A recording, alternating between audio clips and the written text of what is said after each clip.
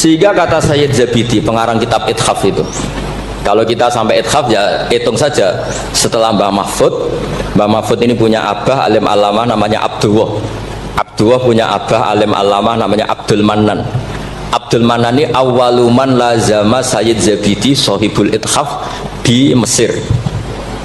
Jadi Abdul Mannan ini yang ditulis di kedutaan Mesir, orang Indonesia pertama yang sebagai ulama di Mesir.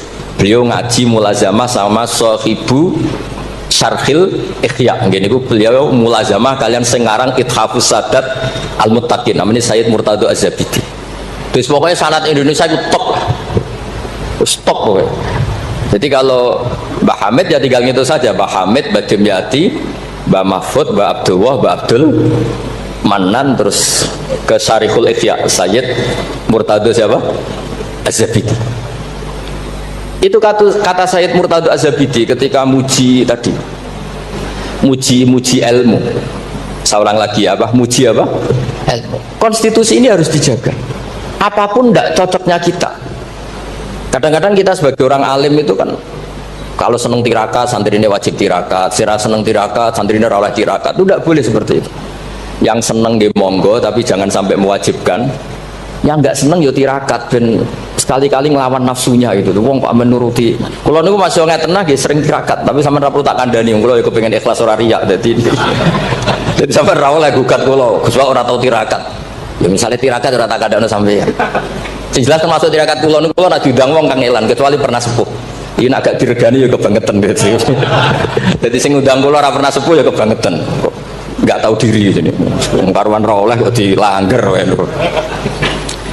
Di kitab Jam'ul Jawami', di kitab-kitab itu konstitusi ilmu itu dijaga, sehingga sekali kitab itu diutarakan orang alim alama. Saya yang merasa utang jasa sama Sayyid Zabidi itu satu, yang paling saya ingat itu satu, Allahumma sholli ala Sayyidina Muhammad atau ala abdika rasulika. Itu beliau mengurai, wah itu luar biasa. Di antara urainya begini, Nabi Muhammad SAW itu melakukan apa saja termasuk yang paling basyariah itu adalah luar biasa. Asal jangan bayangkan Nabi itu macam-macam kok sampean terus rokokan, ada akan. Andikan Nabi misalnya dahar gedang goreng di depan umum, Nabi itu kalau dahar di depan umum itu luar biasa. Kenapa luar biasa? Nabi itu jadi Nabi setelah Nabi Isa yang dituhankan, jika Nabi harus sesering mungkin memperlihatkan al-a'rad al-basyariyah. Beliau harus menunjukkan bahwa beliau adalah seorang manusia. Sehingga Nabi dahar itu dengan sampean poso setahun ikut mulia Nabi dahar. Karena sekaligus pembatalan rububiyatun Nabi atau iddia rububiyatin Nabi. Dengan seperti ini Nabi sama juga memaklumatkan saya ini manusia. Buktinya saya dahar. Kayak apa kalau dibaca secara ilmu? Karena Nabi jadi Nabi setelah Nabi siapa? Isa. Maka kata Sayyid Az-Zabidi, agama ini agama terbaik, dan umat Rasulullah SAW tidak akan mengalami apa yang dialami umatnya Nabi Isa. Caranya gimana? Dengan memperbanyak baca sholawat. Jadi cara Sayyid Zabidi, sholawat itu satu konstitusi ilmu. Allahumma, Allah pemberi, ala Muhammad atau ala Sayyidina Muhammad yang diberi. Jadi gak mungkin hadil ummah menuhankan kanjeng Nabi Muhammad. Dengan cara baca sholawat, Allahumma, ya Allah saya minta engkau sebagai pemberi, kasihkan sholawat terbaikmu kepada hambamu yang bernama Muhammad. Dengan teks sholawat ini sekaligus penjaga konstitusi tauhid, dan hadil ummah tidak akan mengalami kayak yang dialami umatnya Nabi Isa. Nah sampean gak mau sholawat itu kasih hati. Nak diwaca sakmene nyaur utang, nak sakmene untuk bojo ayu, nak sakmene iso wayo, wis ngono kelakuane. Itu saya tidak tertarik. Wong kok ora tau ngregani ilmu menurut saya. Saya baca sholawat itu ya tidak banyak-banyak, ya 2-3, tapi dengan penghayatan kayak Sayyid Zabidi. Ya akhirnya ya rapati terus keramat kok sampean, tapi secara konstitusi ilmu lebih diridhoni Allah bi Rasul. Aku yakin. Karena tadi Nabi itu jadi Nabi setelah tragedi Isa dituhankan. Sebab itu Sayyid Muhammad ketika muji Rasulullah SAW itu selalu mengutip dawe Al-Busiri, da'mat da'athun nasara fi nabihimi wahkum bima syi'ta madkhan fihi wastaqim. Kita semua tahu Mbah Hamid adalah pengagum kitab Burdah dan beliau sering baca Burdah. Di antara Burdah yang dipakai semua ulama termasuk Syed Muhammad setiap ngarang madaih itu apa? Dak ninggal nosiro ma ing perkara iddaat kang mendakwahkan hu ing mas sapa an-nasara fi nabi. Yang penting kamu muji nabi, aturan dasarnya apa? Tinggalkan apa yang pernah dilakukan orang Nasrani, yaitu saking mujinya Nabi Isa sampai menuhankan Isa. Itu saja kamu hilangkan. Da'mat da'athun nasara fi nabi. Setelah itu kamu tanggalkan, kamu hilangkan wahkum bima syi'ta madkhan fihi wastaqim. Setelah itu kamu muji Nabi Muhammad sundul langit gak apa-apa. Asal sudah meninggalkan da'mat da'athun nasara. Dan itu kata Said Zabidi, kita tidak usah susah-susah.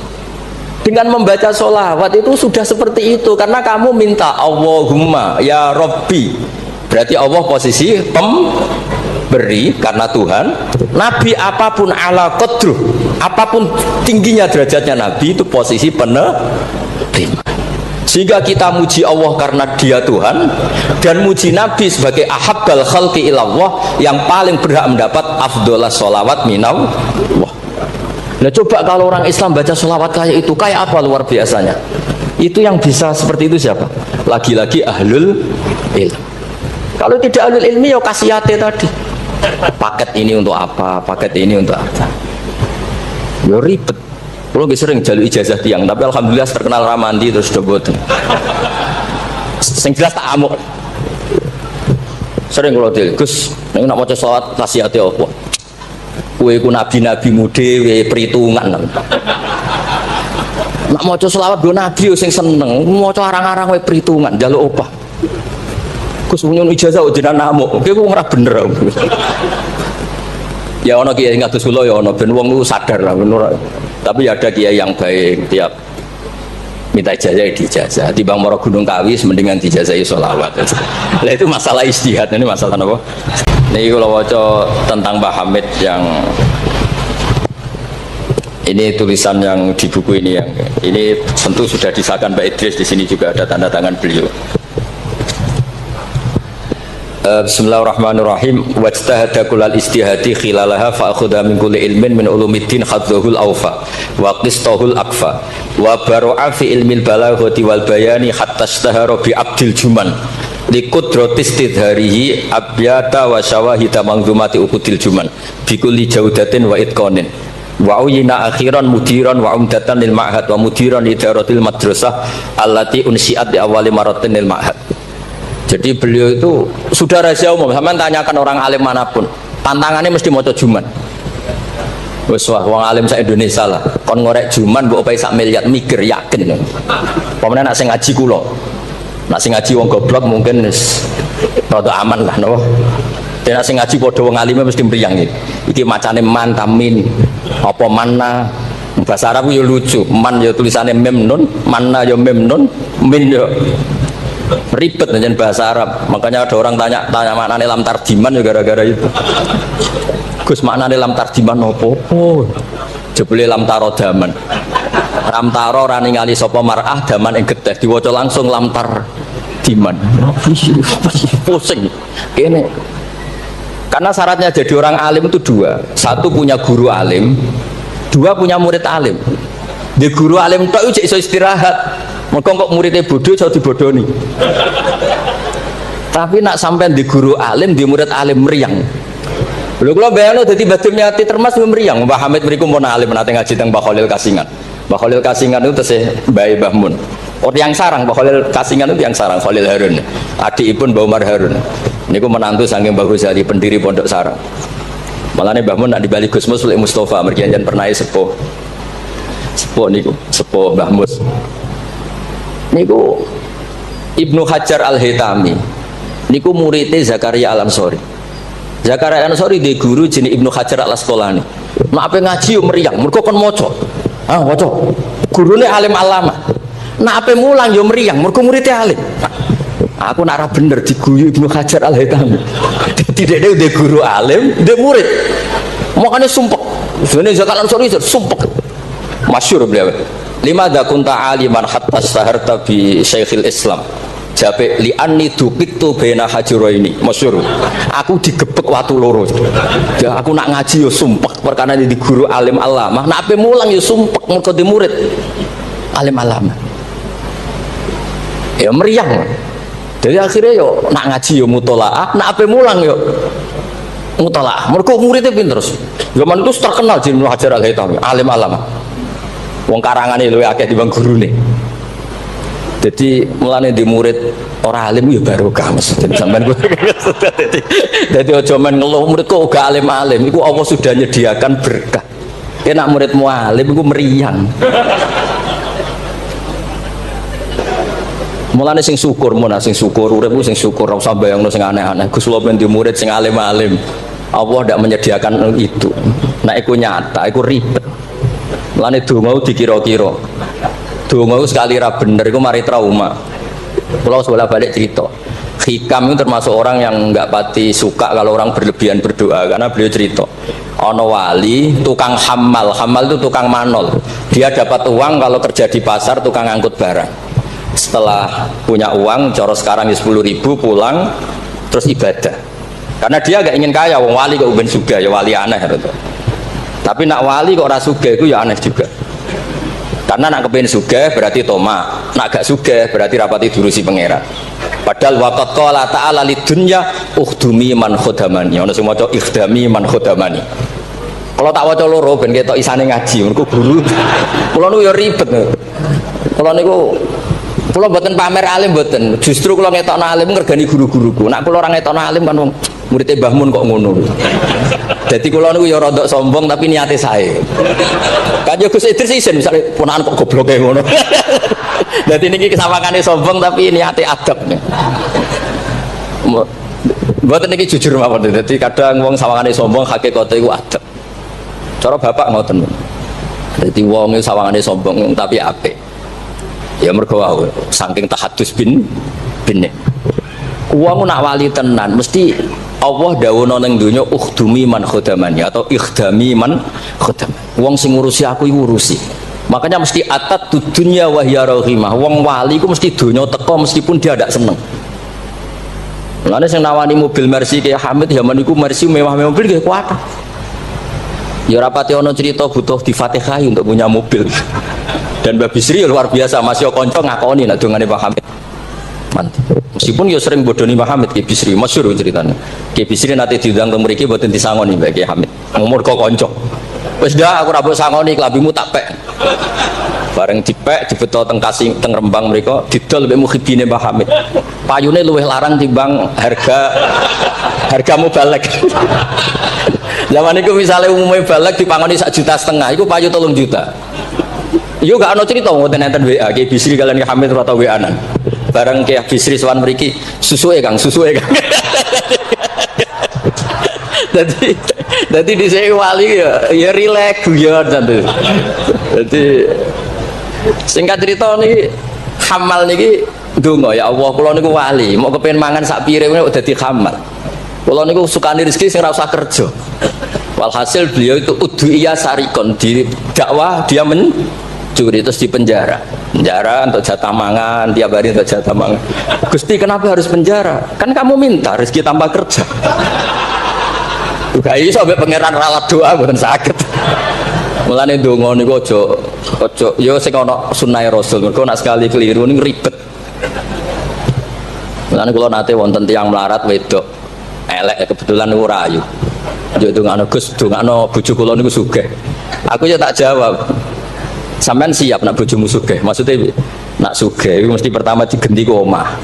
Bariku mobil. Bariku mesti dievaluasi ku sampean.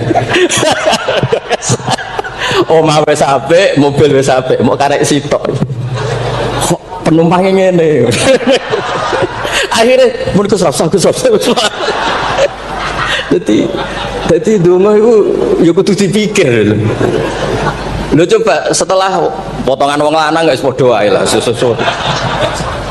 Coba ketika omahe mewah, mobilnya mewah misalnya Alphard. Terus yang mlebu seperti itu ya enggak usah dijelaskan itu. Coba apa yang kira-kira dievaluasi? Rumah sudah diganti, mobil yang kira-kira diganti apa coba? Sakit, mboten Gus naoten mboten usah. Jadi kalau berkali-kali membatalkan doa. Karena timbang donga ketok ra mandine aduh ya sudah seperti itu. Niku nggih trik niku, ketularan gosipul politik niku. Itu sangat politik. Mun kula maca mawon sing mudawwan. Nah, saya senang kalau buku tentang beliau itu mudawwan. Karena kalau tidak mudawwan itu nanti nasibnya Mbah Hamid kayak les. Al-laitsu afqahu min Malik illa annahu daya'ahu ashabu. Itu dawuh Imam Syafi'i. Sebetulnya Imam Les itu lebih alim ketimbang Imam Malik dalam hal fikih. Illa annahu daya'ahu ashabu, tapi ashabnya Les menyia-nyiakan. Artinya gini, Imam Les itu punya karangan, punya perilaku, tapi sama murid-muridnya tidak didokumentasi. Akhirnya orang tidak tahu lagi Imam Les.